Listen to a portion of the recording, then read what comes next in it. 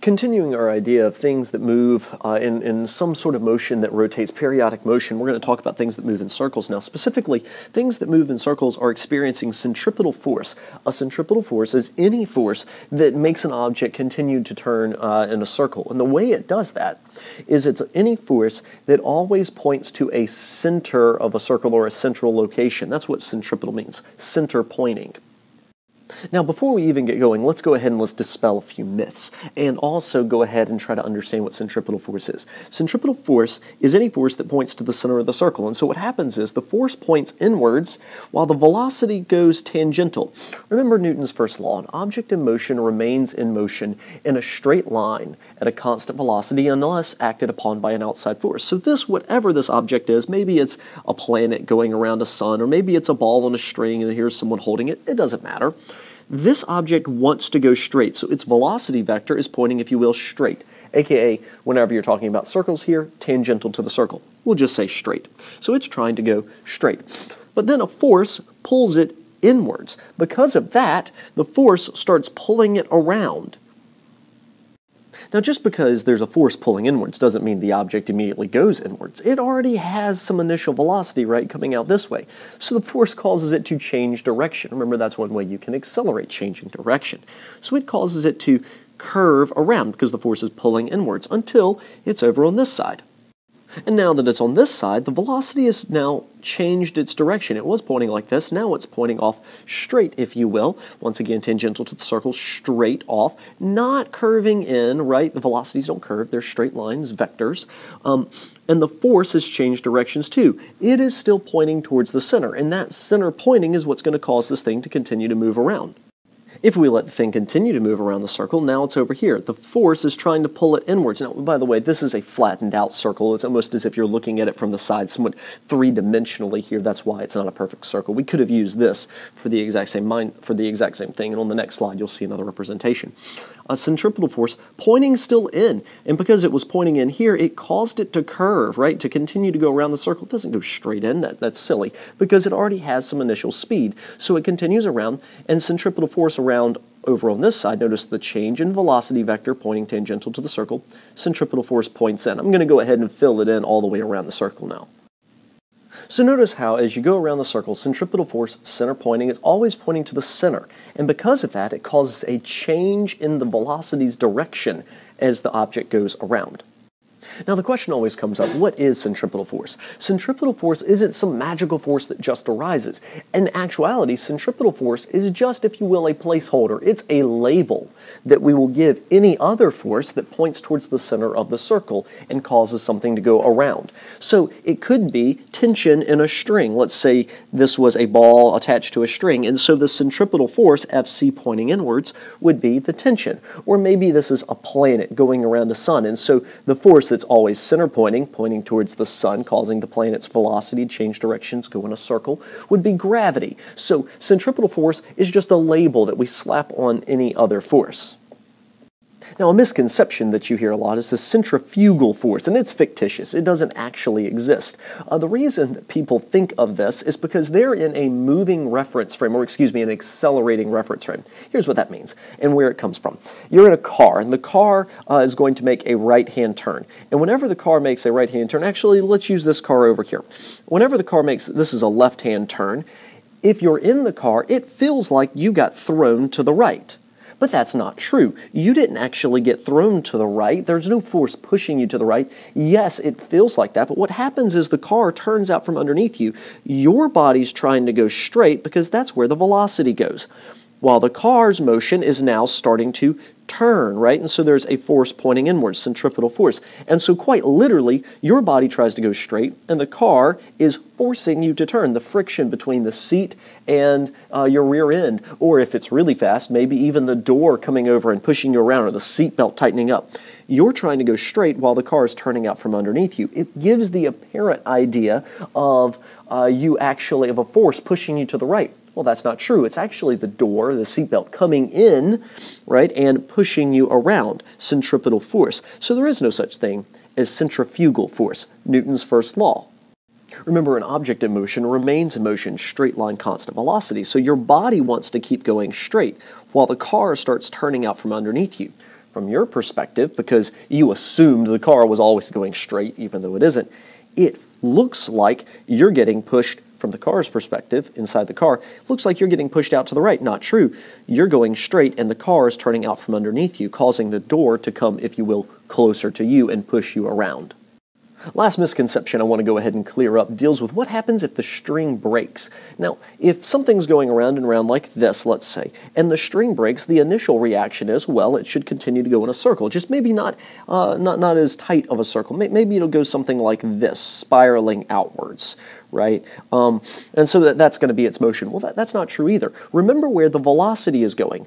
The velocity is pointing tangential to the circle, aka straight here. So if you cut the string instantaneously, now there is no force pulling inwards. Or if it's planets going around the sun or a moon going around the earth, if the gravity all of a sudden gets cut, there is no force trying to pull it in. So there's no reason that the thing should continue in a circle. There's no force trying to cause it to go in a circle. Instead, Newton's first law takes over. An object in motion remains in motion at a constant velocity and in a straight line, tangential to the circle.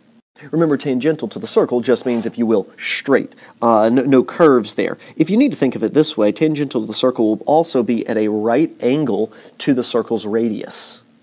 Now, all of these ideas are things we're going to continue to discuss in class, and I want to do some demos on and we want to discuss, because I feel like we really need to get our hands on it to fully understand it.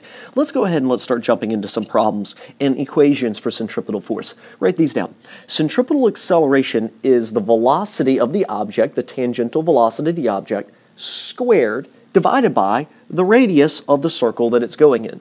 Centripetal acceleration, the acceleration that must cause it to go around, how quickly that it's turning around, specifically the acceleration that's pointing into the center of the circle, centripetal, center pointing, velocity squared divided by the radius. That's centripetal acceleration. Not how quickly it's turning, that would be something called angular frequency, right?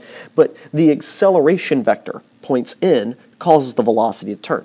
Now, check this out. F equals ma. So since F equals ma, I can take this entire acceleration equation and substitute it in for a. Whenever I do that, I end up with m here times a, which gives me the equation for centripetal force. Sum of all forces pointing in or directly out of the circle, directly in or directly out, center pointing, equals mass times v squared over r. And v squared over r is the centripetal acceleration. So two equations you need: centripetal acceleration, v squared over r, and centripetal force, mv squared over r. Now, one problem here for you. I do want to remind you, centripetal force is just a label. Centrifugal force doesn't exist, centripetal force does, but it's just a label that we give forces that are center pointing, causing things to go in circles. It's not an actual force. Now, in this problem, the thing that's giving the centripetal force is the tension on a string. I've got a ball just spinning on a string horizontally, so maybe the kid's holding it above their head, twirling the ball around and around and around.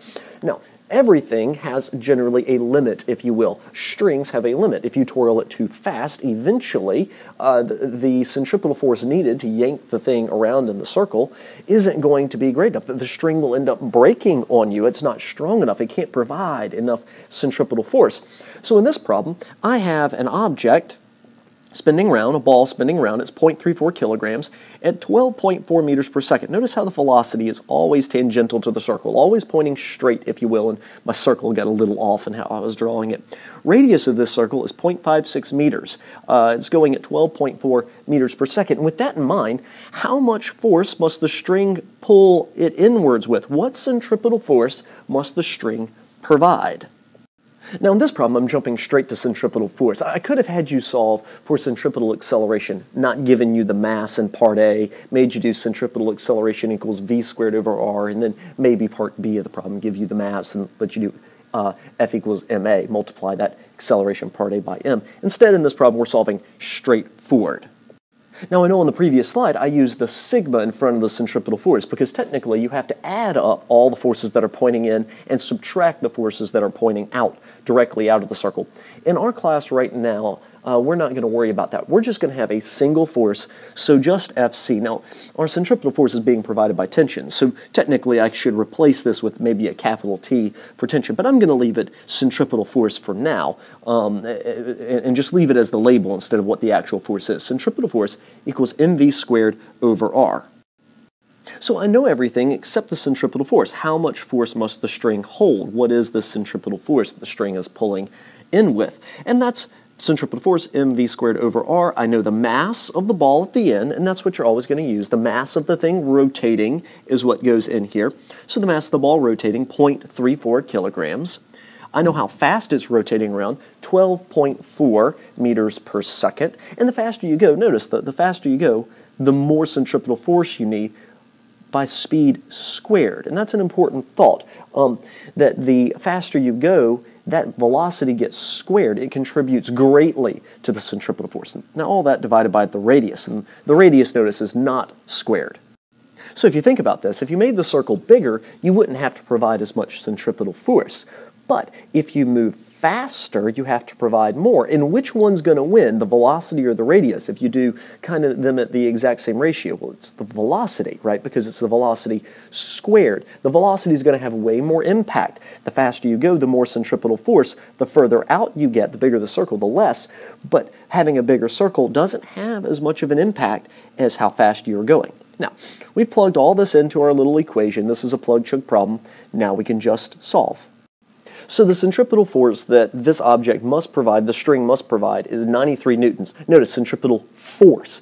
The units for force are newtons. And you know all the other units also. Units, if let's say the problem was turned around, I told you how much force the string was pulling in with, aka the centripetal force, and I need you to solve for the mass, it would have been kilograms, or if I need you to solve for the velocity, it would have been meters per second, or the radius, it would have been meters. So you know all those units. Stick with your normal base units. Centripetal force of the string must provide in this problem, 93 newtons.